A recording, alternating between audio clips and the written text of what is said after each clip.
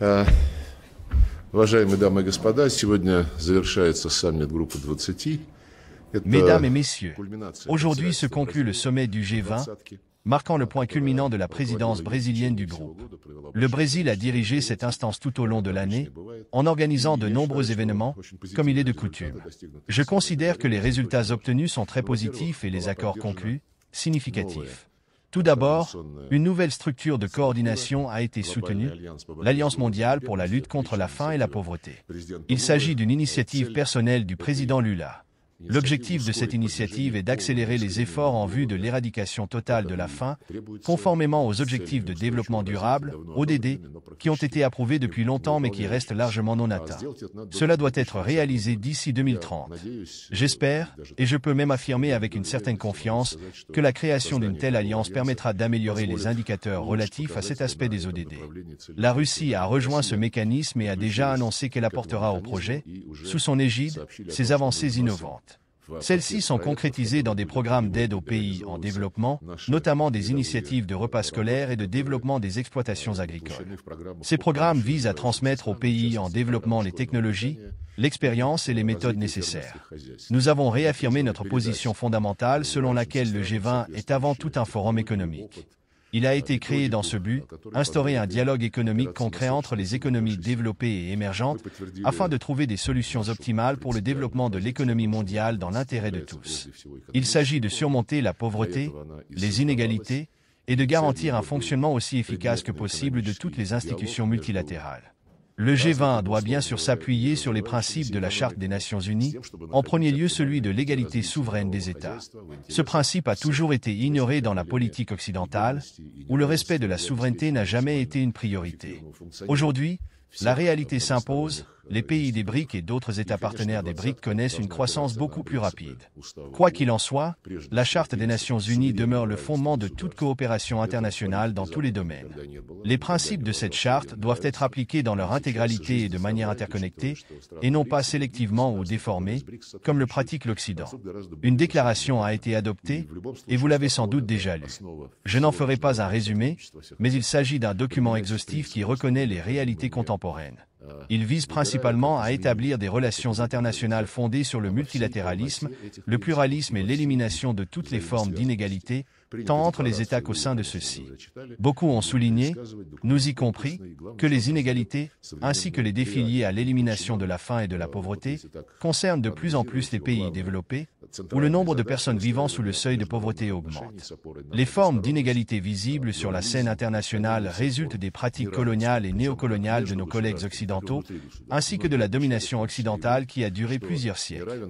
Bien que la majorité ait insisté pour que la déclaration reste exclusivement axée sur les questions économiques, un passage a été inclus, abordant la situation géopolitique, en particulier les divers conflits dans différentes régions du monde. Nous avons accepté cela, tout comme nous avons accepté une approche similaire dans la déclaration du sommet de l'année dernière à New Delhi. L'Occident a naturellement tenté de centrer tout l'ordre du jour sur la question ukrainienne, mais il a échoué. Aucun pays du Sud global ou de la majorité mondiale ne l'a soutenu. Nous, ainsi que nos collègues des pays en développement, avons insisté pour que le texte aborde tous les conflits et la nécessité de les résoudre, notamment le conflit au Moyen-Orient et la tragique situation des Palestiniens, qui est en grande partie le résultat des ingérences directes dans la région pratiquées par Washington avec le soutien de ses alliés. Un paragraphe sur l'Ukraine a également été inclus, auquel nous avons consenti, car son essence appelle à une discussion honnête et raisonnable sur la paix, fondée sur des bases réalistes.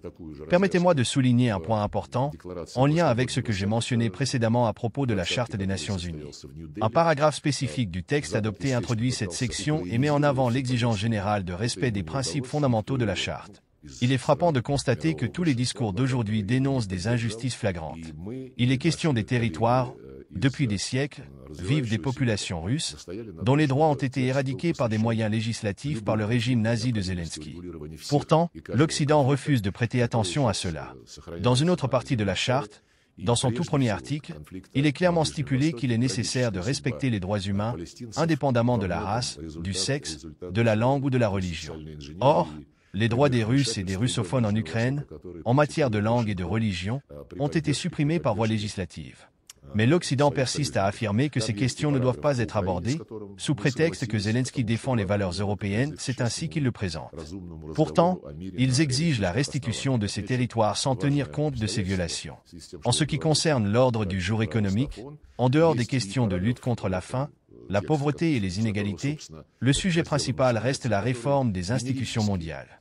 La majorité des délégations des pays du Sud global ont souligné la domination excessive des acteurs occidentaux au sein de ces structures. Ces acteurs ne peuvent plus prétendre à une quelconque exclusivité, que ce soit pour des raisons morales ou à la lumière des réalités contemporaines. Le monde a changé de manière radicale ces dernières décennies, au point d'en être méconnaissable. Les chiffres cités à plusieurs reprises en témoignent. Les BRICS représentent aujourd'hui 37% de l'économie mondiale, tandis que le G7 est tombé en dessous de 30%. Cet écart continue de se creuser. Les BRICS enregistrent une croissance moyenne de 4%, soit le double de celle des pays du G7. Nous nous souvenons du sommet de Kazan, qui s'est tenu du 22 au 24 octobre. Il a été mentionné dans la plupart des interventions des pays du Sud global et a démontré, selon les évaluations entendues ici, que les BRICS sont prêts à développer des instruments autonomes, indépendants de l'Occident. Cela inclut des mécanismes de paiement, de compensation, de règlement et d'investissement. Ce processus est déjà en cours, comme cela a été souligné aujourd'hui. Personne ne souhaite démanteler les institutions établies après la Seconde Guerre mondiale, tels que les accords de Bretton Woods ou l'Organisation mondiale du commerce, OMC. Cependant, face aux abus de pouvoir commis par l'Occident, qui contrôle ces institutions, la création d'outils parallèles prend tout son sens. Les BRICS renforcent leur rôle et leur influence au sein du G20, comme cela a été clairement visible lors des sommets précédents à New Delhi et en Indonésie, et encore plus ici. La décision prise lors du sommet de l'an dernier d'intégrer l'Union africaine au G20 en tant que membre à part entière a également contribué à cette dynamique. Cette fois-ci, sous la présidence brésilienne, le sommet a accueilli le président de la nouvelle banque de développement, créée à l'initiative des BRICS, ainsi que les dirigeants de la Ligue arabe. La déclaration adoptée réaffirme la nécessité de renforcer la voix des pays de la majorité mondiale dans toutes les instances politiques et économiques, du Conseil de sécurité des Nations Unies au FMI et à la Banque mondiale, tout en revitalisant le fonctionnement de l'OMC. Au FMI et à la Banque mondiale, les pays du Sud global, soutenus par la Russie, réclament depuis des années une augmentation de leurs quotas et de leurs droits de vote pour mieux refléter leur poids réel dans l'économie mondiale. Ce principe a été inscrit une fois de plus dans la déclaration du G20, bien que les tentatives passées se soient heurtées à l'inaction occidentale. Dans mes interventions, j'ai abordé à la fois la réforme des institutions mondiales et les questions de sécurité alimentaire. J'ai également présenté les initiatives de la Russie, notamment celle du président Poutine, en faveur d'un grand partenariat eurasiatique réunissant l'Union économique eurasiatique, l'Organisation de coopération de Shanghai et d'autres entités régionales. Nous voyons cela comme une base potentielle pour une nouvelle architecture de sécurité eurasiatique, ouverte à tous les pays du continent. En matière de sécurité alimentaire et énergétique, la Russie est un fournisseur fiable et majeur, comme le confirment les statistiques. Mais nos contributions ne s'arrêtent pas là.